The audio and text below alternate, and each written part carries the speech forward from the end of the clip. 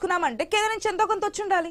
కానీ కేంద్రం మాకేమి ఇవ్వలేదనేది కదా మీ పాయింట్. తెలంగాణ నుండి పోయినటువంటి ట్యాక్స్ రూపంలో పోయినటువంటి ధనాన్ని ఉన్నట్టుగా మన రాష్ట్రానికి తెచ్చుకోవాలి కదా. ఆ దాంట్లో వీళ్ళు వీక్ అవుతారు. భారతీయ జనతా పార్టీ సభ్యులు బీజేపీలు పోయినా సైలెంట్ కూర్చోవాల్సిందే అంటున్నాం మేము అనేది. ఇక్కడ కాంగ్రెస్ పోయినా సైలెంట్ కూర్చోవాలి, ఏం చేయలేరు మీరు. కానీ అదే బీఆర్ఎస్ ఉంటే మా వాటా ఇంత, వారు మాట్లాడుతున్నారు ఒక్క పాయింట్ అండి, మా వాటా ఇంత భారతదేశంలో ఆర్థిక. ఇప్పుడు ముఖ్యమైన పాయింట్ రామరెడ్డి గారు ఒక నిమిషం, రామరెడ్డి గారు ఒక్క సమయం ఇస్తాను ప్లీజ్, నోట్ చేసుకోండి. ఆర్థికంగా భారతదేశానికి తెలంగాణ రాష్ట్రం నుండి ఇగో ఇంత వస్తుందండి. మా వాటా మాకు కావాలని పోరాటం చేసే ఏకైక పార్టీ బీఆర్ఎస్ పార్టీ. వీళ్ళు అడగలేరు. ఎందుకు అని అంటే అధిష్టానం అంతే, అధిష్టానం చెప్పినట్టు. ఇప్పుడు నేను ఉన్నానండి, కేసీఆర్ గారు చెప్పినట్టే వినాలి. నోరు మూసుకోబోయే అంటే తెలంగాణ వాదం, తెలంగాణ సమస్యలు వినిపించాలంటే బీఆర్ఎస్ గలం పార్లమెంట్ 100%. హలో రామరెడ్డి గారు ఒక నిమిషం. శేషు గారు 3 పార్టీల ఈక్వేషన్స్ చూసారు కదా, ఏదైతే ఈక్వేషన్స్ ఉన్నాయో లేదు ఈ 33 గంటలు కూడా ఇంకా క్రూషియస్ గా కాబోతున్నాయి. రేపు ప్రధాని మంత్రి సభ, ఆఫ్టర్ దట్ మళ్ళీ వెంటనే రేవంత్ రెడ్డి సభ. ఎవరు కౌంటర్ అటాక్ గా స్టార్ట్ చేస్తారు, ఎవరు కౌంటర్కి రీకౌంటర్ ఇస్తారు, ఎవరు ప్రజల్లో ఉంటారనేది మనకు క్లియర్ కనిపిస్తుంది. రిజర్వేషన్లు, ఇంతకుముందు పవర్ కట్స్ గురించి కూడా చాలా ఇష్యూ నడిచింది, ఎక్కడెక్కడ ఉన్నాయి ఎక్కడెక్కడ లేవనేది. ఓకే, దానికి కీలకంగా తీసుకుంది బీఆర్ఎస్. పవర్ కట్స్ అనేది చాలా మెయిన్ పాయింట్ గా, మెయిన్ ఇష్యూగా తీసుకుని బీఆర్ఎస్ ముందుకెళ్తుంది. 6 గ్యారెంటీలు కావచ్చు, లేదంటే తెలంగాణలో బీఆర్ఎస్ పార్టీ వెళ్ళిపోయి కాంగ్రెస్ వచ్చినది ఏ విధంగా ఉంది. బీజేపీ వస్తే అసలు సమస్య లేదు, చాయిస్ లేదని మాటలు వినిపిస్తున్నాయి. సో ఏం చెప్తారు? ఇప్పుడు తెలంగాణ ఈ లోక్సభ ఎన్నికల సందర్భంగా 3 రాజకీయ పార్టీలు వేస్తున్నటువంటి ఎత్తుగడ ఏంటి అంటే, ఒకటి పాత ఎత్తుగడే. కాంగ్రెస్ ఏం చెప్తుందంటే ఆ 2 పార్టీలు ఒకటే అని చెప్తుంది. బీఆర్ఎస్ ఏం చెప్తుంది ఆ 2 పార్టీలు ఒకటే అని చెప్తుంది. బీజేపీ కూడా ఆ 2 పార్టీలు ఒకటే అని చెప్తూ ఈ ఎత్తుగడతో పాటు ఇంకొక ఎత్తుగడ ఏం వేస్తున్నారని అంటే, ఇక్కడ కాంగ్రెస్ గారు మేము దొంగలు అంటున్నాం, ఇద్దరు దొంగలు అంటున్నాం అండి, ఓపెన్ గా దొంగలే అంటున్నాం.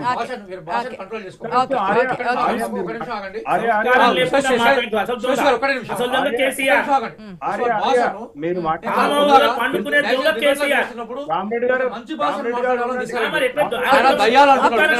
మాట్లాడలేదు.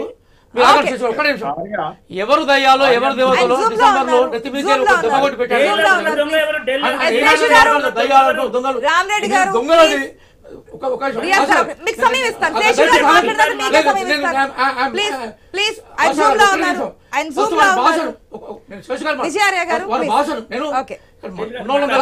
మాట్లాడుతుంటే దయ్యాలు దొంగలు ఏందండి ఆ భాష?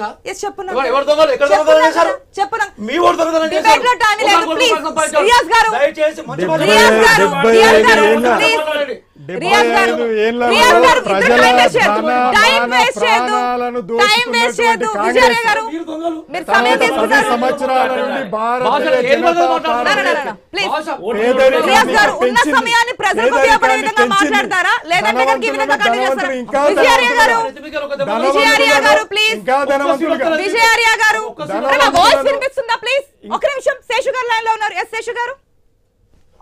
వాళ్ళు అట్లా కదండి, వాళ్ళు 3 పార్టీ ప్రతినిధులు మాట్లాడేటప్పుడు నేను కాముగా విన్నాను. వాళ్ళకి డిబేట్ ప్రాసెస్ తెలియకపోతే ఎట్లా? విజయార్య గారు మీరు మాట్లాడుతున్నప్పుడు చాలా పొలైట్ గా మేము విన్నాము. మాట్లాడేటప్పుడు వినాలి కదా, నువ్వు నోట్ చేసుకొని తర్వాత మాట్లాడాల్సినటువంటిది ఉంటుంది. తర్వాత ఇప్పుడు ఏంటి అని కాంగ్రెస్ పార్టీ ఉండండి ఒక నిమిషం. కాంగ్రెస్ పార్టీ ఏం చెప్తుంది? మాకు బీజేపీతో పోటీ అని చెప్తుంది.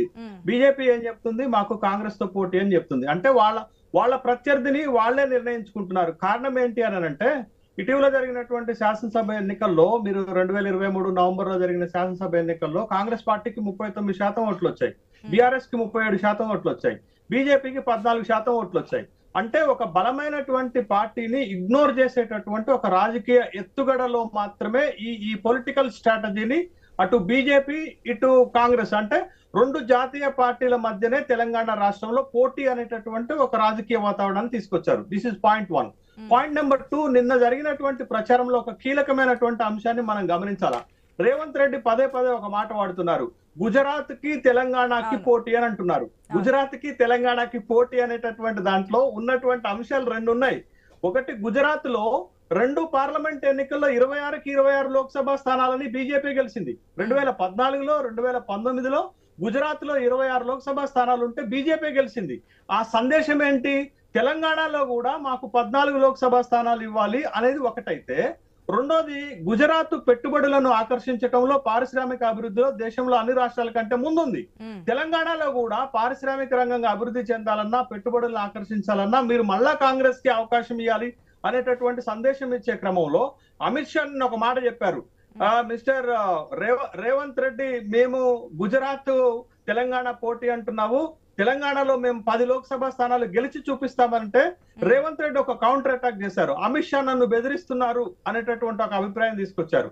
రెండోది, ఈ ఎన్నికల్లో కీలకంగా కాంగ్రెస్ పార్టీ ఒక అంశాన్ని ముందుకు తెస్తుంది. ఎందుకు తెస్తుంది అని అంటే, బీజేపీకి కాంగ్రెస్ కి ఎప్పుడైతే ఇక్కడ బలమైన పోటీ ఉంది అని అనుకున్న క్రమంలో రేవంత్ రెడ్డి ఒక కీలకమైనటువంటి ప్రచారాస్త్రాన్ని పట్టుకొచ్చాడు. కేంద్రం ఏమిచ్చింది? గాడిద గుడ్డు ఇచ్చింది. మీరు చూడండి, రేవంత్ రెడ్డి ప్రచార సభల్లో కూడా పోస్టరే పెడుతున్నారు, ఏకంగా గాడిద గుడ్డు పోస్టర్ ని. కేంద్రం ఏమిచ్చింది? గాడిద గుడ్డు ఇచ్చింది.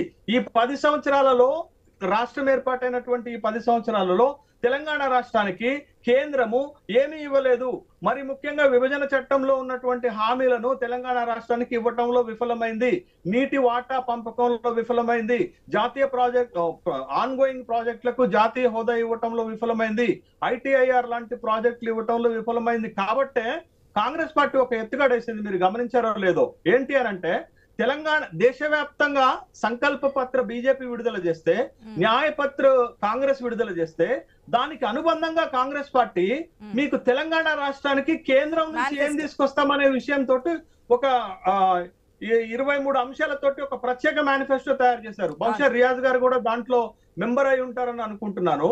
తెలంగాణ ఏం కోరుకుంటుంది, కాంగ్రెస్ పార్టీ ఏం తేవాలనుకుంటుంది అనేటటువంటి విషయం పైన ఒక 23 అంశాలతోటి ఒక ఈ ఎన్నికలకు సంబంధించి కాంగ్రెస్ పార్టీ ఒక లోకల్ గా తయారు చేసింది.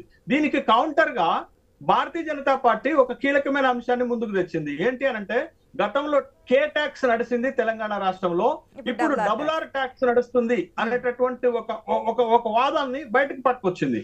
తెలంగాణ కాంగ్రెస్ పార్టీకి ఒక ATM గా మారిపోయింది.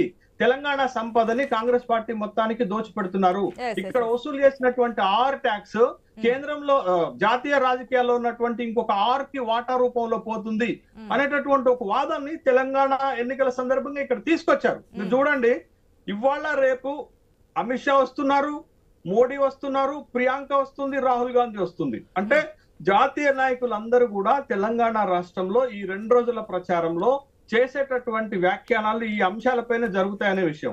అయితే దీనికి కౌంటర్ గా బీఆర్ఎస్ పార్టీ ఏం తీసుకొస్తుందంటే, కరెంటు తీసుకొస్తుంది, నీళ్లు తీసుకొస్తుంది, తెలంగాణ అస్తిత్వం తీసుకొస్తుంది. ఈ 3 అంశాలతోటి బీఆర్ఎస్ పార్టీ ముందుకు వస్తుంది. ఇందాక కరెంటు విషయంలో మాట్లాడుతున్నప్పుడు ఒక విషయం చెప్పాలనుకున్నాను మీకు.